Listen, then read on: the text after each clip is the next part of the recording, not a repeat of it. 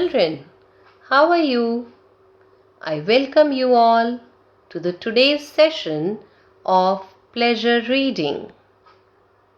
Do you remember yesterday I read out a story to you from your book Treasure Trove.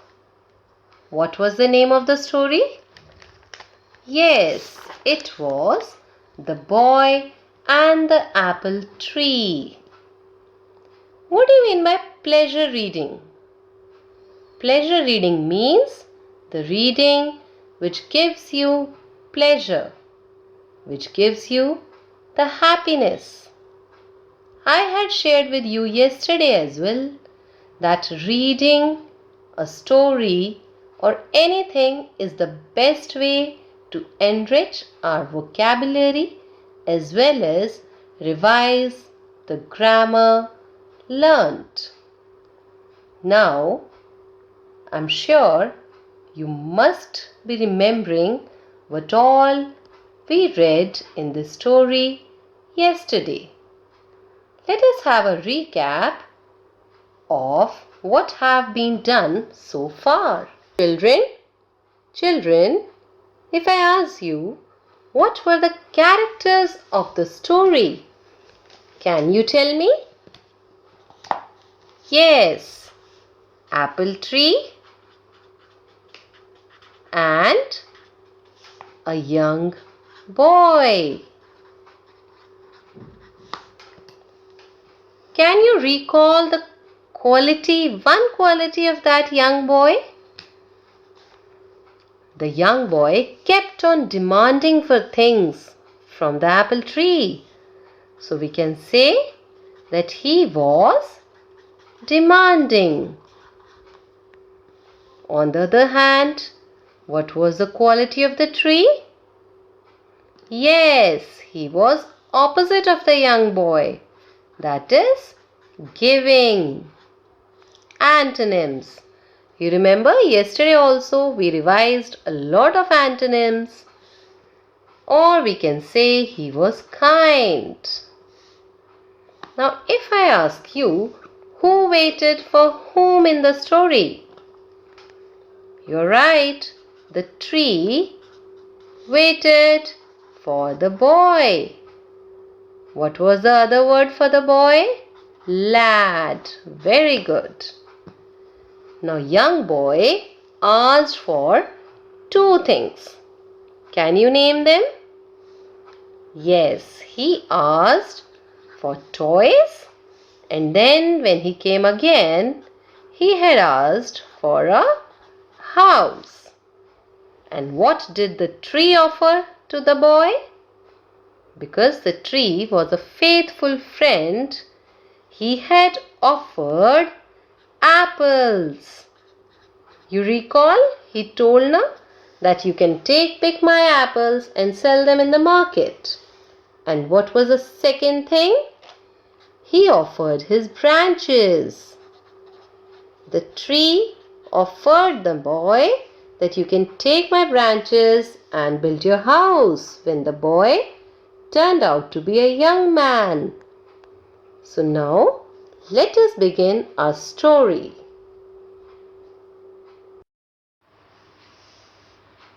So the man cut all the branches of the tree, leaving it misshapen. He collected all the branches and left happily, dreaming of the fancy doors, windows, and roof he would now have. The tree was glad to see his friend so thrilled. It sighed in relief, forgetting about his sawed-off limbs. So children, when the tree offered that you can take my branches and build your house, the man cut all the branches of the tree. Now when you cut all the branches of the tree becomes misshapen. Misshapen means badly shaped, which is not of normal shape now. And then he collected all the branches and left happily. Who collected? Who is he here? It is the man. And he was dreaming of the fancy doors, windows, and roof he would now have. Now let us see the meanings. Fancy here means beautiful. Misshapen is, I have already shared with you, badly shaped. Now the tree was glad. Glad means happy. The synonym of glad is happy. And the antonym is unhappy or sad. You remember? We had done it yesterday as well. Now, the tree was glad to see his friend so thrilled. What do you mean by thrilled? Thrilled means excited. Why was he excited? Can you think? Why was the tree excited? The tree was happy because the man was excited. His friend was excited for his new house. Now, it sighed in relief. Who is it here? It refers to the tree over here. The tree sighed. Sighed means this kind of deep audible breath when you can listen the breath. And it expresses sadness or tiredness. Now the tree was sad or tired? The tree was actually tired because his limbs means body parts, alright? His limbs were now cut. Sawed here means cut with a saw. What were his parts which were cut, class? Students, his branches were cut. So, sawed here means cut with saw. So you understand, with which a woodcutter cuts the tree. And his parts of body were cut. Here it means branches. But as a true friend, he forgot all the pain which he went through when the young man was cutting its branches. He was rather relieved. Relief here means a feeling of relaxation. He was relaxed that at least he was able to help the young man because he was a faithful friend. Is that clear? All right, children. So now the young man took the branches of the tree and the man did not return for many years, and the tree was lonely and grew depressed. One hot summer day, the man returned and the tree was delighted. "Come and play with me," invited the tree. So what happened? The man did not return. What do you mean by return? Return here means come back. Return means come back. So when the man did not return, the tree was lonely. Lonely means alone, when there is no one with you. And he grew depressed. Depressed means sad, unhappy. One hot summer day, the man returned. Then suddenly, one hot summer day. Can you tell me what is day here? Day is a noun here. Okay. So, hot and summer are adjective here. So when on one such hot summer day the man returned, the tree was delighted. He became happy. Why did he become happy? When you see your friend after a long time, do you become happy? Yes. So in the same way, the tree became happy, and in delight he asked that come and play with me, invited the tree. Do you remember regular and irregular verbs which we shared yesterday? Yes, come and play, they are verbs and they are present forms of verbs. What is the past? The past form of come is came and play is played. So let us see what happens next. When the man came, he said, I am getting old. I want to go sailing and relax myself. Can you give me a boat? Asked the man. So what did he ask? He asked for a boat. And whom did he ask? He asked from the tree. Now the tree was a faithful friend. So the tree again offered something. Let us see. Use my trunk to build your boat. You can sail far away on the blue waves and be happy. Yet once again offered the wooden friend. Now blue waves here means sea. And who is the wooden friend? Yes, you're right. Tree is the wooden friend. So we saw that again the tree offered. Offered here means when you offer something to someone, when you give something to someone.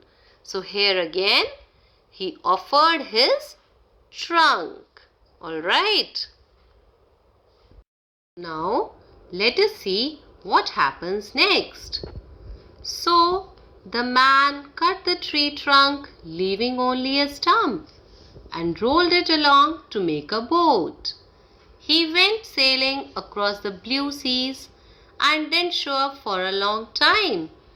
Now see students, the man cut the tree branches and the trunk and leaving only a stump. Then he rolled the stump to make a boat. He went along the blue seas. Now let us see. Stump here is the left bottom part of the tree. And rolled is the past form of roll. Can you tell what verb is this? Regular or irregular? Yes, this is regular verb. You remember?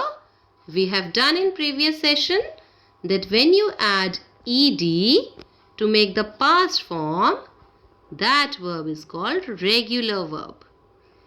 Then there is a word make. The antonym of make is break. Okay? And what is the past form of make? Made. The past participle also made.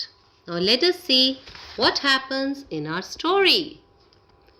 Finally, the man, now an old fellow with a bent back, returned after many years. The tree smiled at him and said, Sorry, my boy, but I do not have anything for you anymore. No more apples for you to feast on.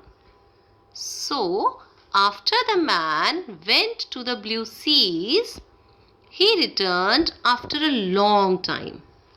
And finally, he had become an old fellow. Who is a fellow class? Students, fellow here means companion or friend. Right? Now, the tree smiled at him. So that is the sign of a very good friend. A good friend always greets the friends with smile. And he said, sorry. Why did he say sorry to him? Because he felt that he is not able to do anything for him now. So he felt sorry, and he even said, "No more apples for you to feast on." Feast means a large meal or a treat. Because the tree was so giving, he always wanted to give something to that boy whenever he had come to him, when he was young and now when he was old. So he was feeling sorry that now he cannot give him anything. Let us see what will happen next. So now, when the tree said that I do not have any apples to give you, let us see what did the man say. "No problem, I don't have any teeth to bite," the man replied. "No more branches and trunk for you to climb on," regretted the tree. "I am too old for that now," said the man, shaking his head. So what do we see in this conversation? The man replied. What do you mean by replied?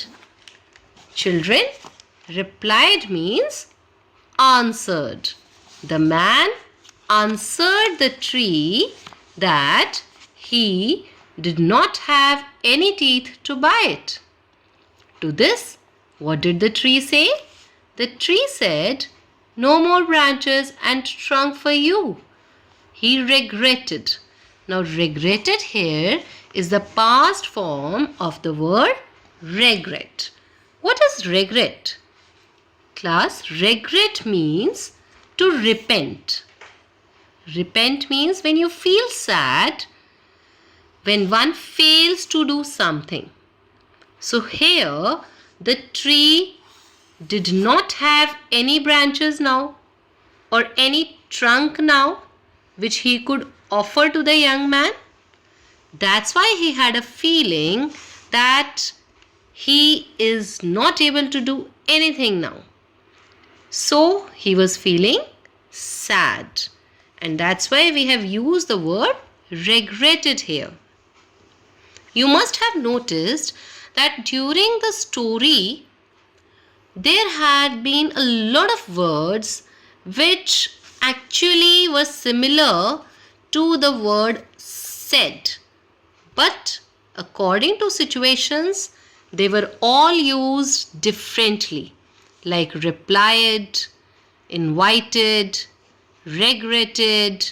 So this is the beauty of English language, that your words change with your expression. What expression or what feeling you have while you convey your things or your emotions or your sentiments, accordingly we use the word. Then when the tree had this feeling of regret, the man shook his head and said, "I am too old for that now." So here it is clearly seen that the tree was so giving. Let us move further with our story. "I really cannot give you anything.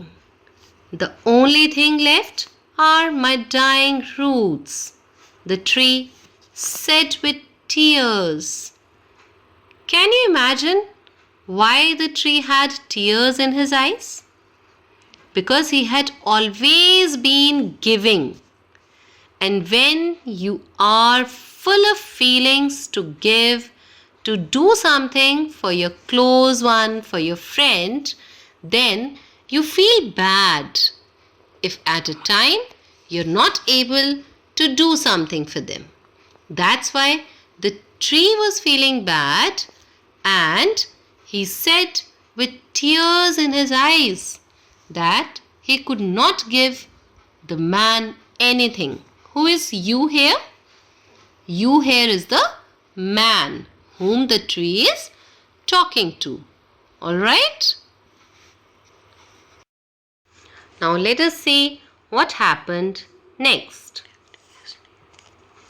"I do not need much now, just a place to rest. I am tired after all these years, said the man. Good. Old tree roots are the best place to lean against and rest. Come, sit down with me and rest, replied the tree with a smile on its lips and tears in the eyes. So, as a friend, the young man who had now become old, he was sharing with the tree that now he did not need anything else. He just needed a place to rest, because after working for the whole life, he had been tired.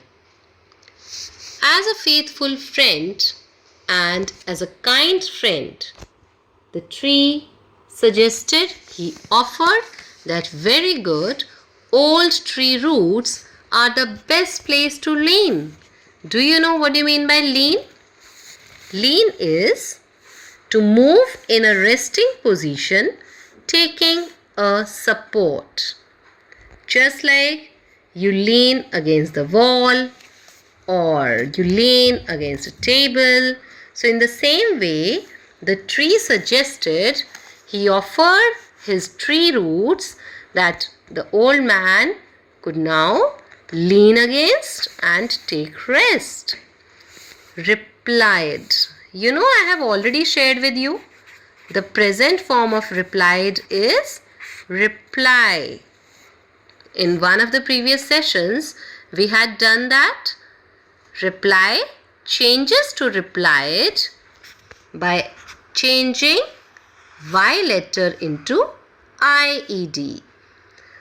So as I have always said, that reading is the best way to revise your grammar also.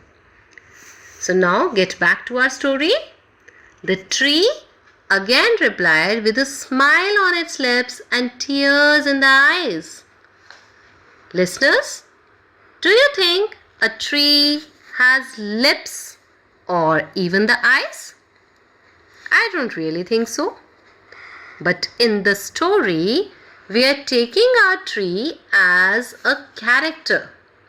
It is symbolized as a person. That's why it's written that the tree had a smile on its lips and tears in the eyes. Now the question arises, why did the tree had a smile? And if he had a smile, then why were there tears along with? There is a deeper thought here. The tree had always been giving. It had always acted as a faithful friend to the man. So, yet again, he had offered his true roots. And that's why when he was offering, we should always offer something to others with a smile on our lips. And so, he is also having a smile. But what about tears? I think the tears are also for the feeling of happiness which is shared, which he is feeling for his dear friend. Now let us see what happens next. The old man sat down and hugged his dear friend. He smiled through his tears and felt relaxed after ages and said, "Throughout my life I have been selfish, thinking only of my needs and pleasure. Never did I pause to think of your feelings, and even today, when I have come to you, you aren't angry with me. You have still welcomed me with all your heart. I wish, instead of using you, I had learnt the valuable lesson of giving without expectations from you." So students, we have come to the end of the story, and there is a great shifting of emotions now.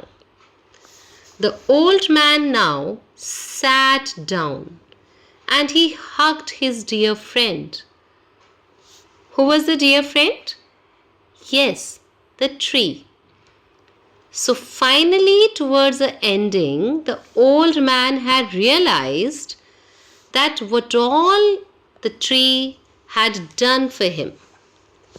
He smiled through his tears. Who is he? The old man. He smiled. Smiled means he was happy and he felt relaxed after ages. Ages means after long many years. The man was also happy, but he had finally realized, and that is clearly seen in his words now. The old man said, "Throughout my life I have been selfish." Why? Because he had always been coming to the tree for something or the other, thinking only of my needs and pleasure. Pleasure means happiness. Never did I pause. Pause means stop or halt.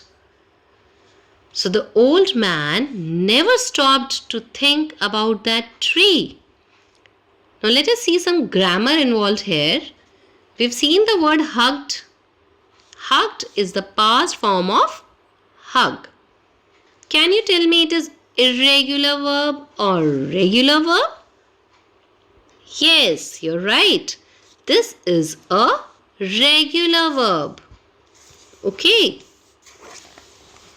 And sat is the past form of sit. Now again, identify it as a regular verb or an irregular verb. You're right. This is an irregular verb. Okay? So let's come back to the feelings of the story now.